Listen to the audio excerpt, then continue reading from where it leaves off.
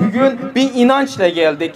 Biz diyoruz ki eğer hukuk varsa, eğer dünyada yargı makamı varsa, yargı makamı hala yürürlükteyse bu soykırım durdurulmalı.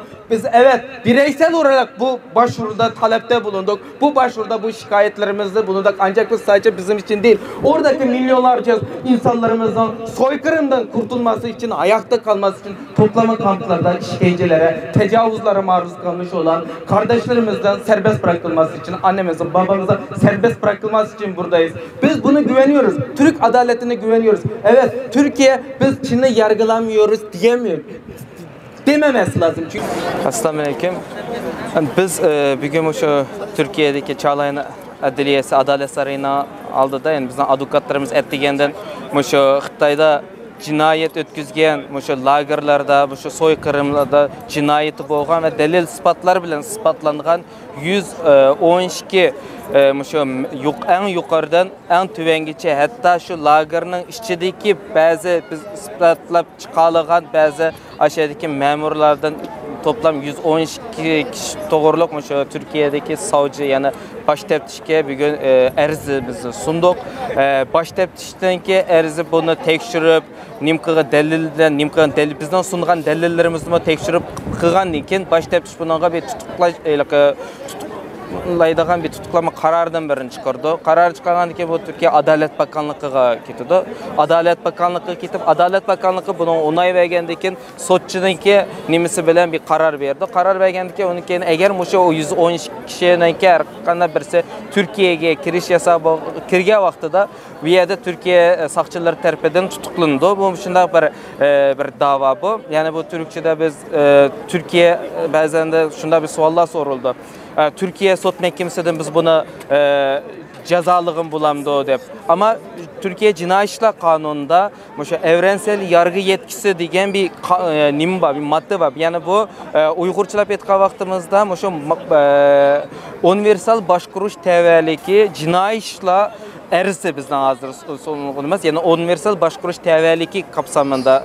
Bunda bu vaxtda dünyanın her kanda bir yerde onunki milletiga ve ki onun kimlikiga, onun cinayetin işlengen yeriga, o cinayetin işlegen şahıs ve ki cinayetçi duçar olgan kişilerinki o hiç kandan devlet teveliki qarmay turib, eğer insanlık karşı bir cinayet bolsa, Türkiye adaleti, Türkiye mahkemesi bununla karar bereleydi. Türkiye sakçıları Türkiye'ye kelgen bununla tutuklama kararı bereleydi. Şunun için biz bu nimide advokatlarımızdan nimisi bilen biyege bu erzimizni sunğan keldik. Tabii biz bunun için uzun vaqtdan yaqqı biz bununla tayyorliklarni qilib atgan. Bununki aldikeni bir aydan bir yarım aygacha vaqtlar bo'ldi. Biz bununla tayyorlikda onundan burunki şu bizniki faqatla biz mağdurlar ki müşahit biz vekalet beğenle sanıklı şu mağdurlar emez.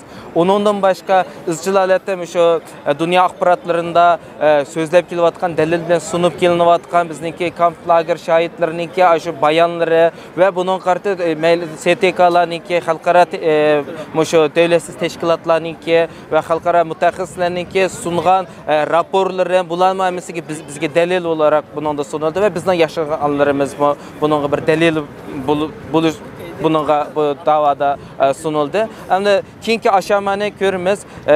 Advokatlarımız bunu bir kadem bunun takibini kıldı. Rahmet. Assalamu alaikum hürmetlik qarindoshlar.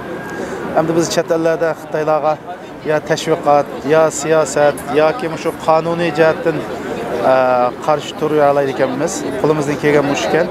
Bu qatim faoliyat bo'lsa Turkiyadagi 15-16 advokatninki kuch chiqarishi bilan Xitoylar zolimlarning biz Sharq Turkistonliklarga qilgan zulmga bevosita qatnashgan 150 tak zolimlarninki arxivini tayyorlab va shuning bilan birga shu oilalari nazi kamplarda shahid etilgan yoki shu yerda tutilgan qarindoshlarning guvohliklarini birlashtirib 15-20 kun kecha kunduz ishlash orqali 120 betlik bir arxiv tayyorlanib hozir bu Turkiyaninki jazo mahkamasiga sunildi.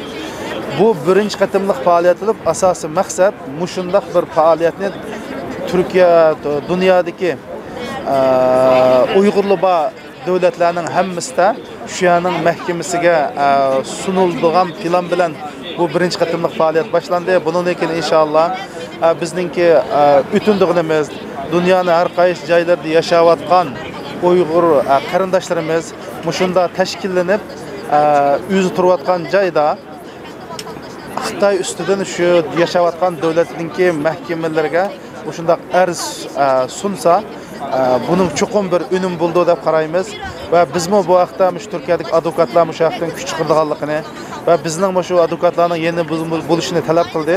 Shuning bu faoliyatni qildik.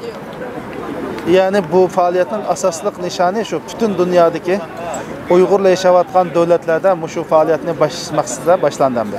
Shuning uchun bundan keyin bütün şu dünyada yaşayotgan, dünyanın her qaysi ülkelerdə, davlatlarda yaşayotgan Uyg'urlarning bu fəaliyyətə aktiv qatnashishini ümid qilamiz.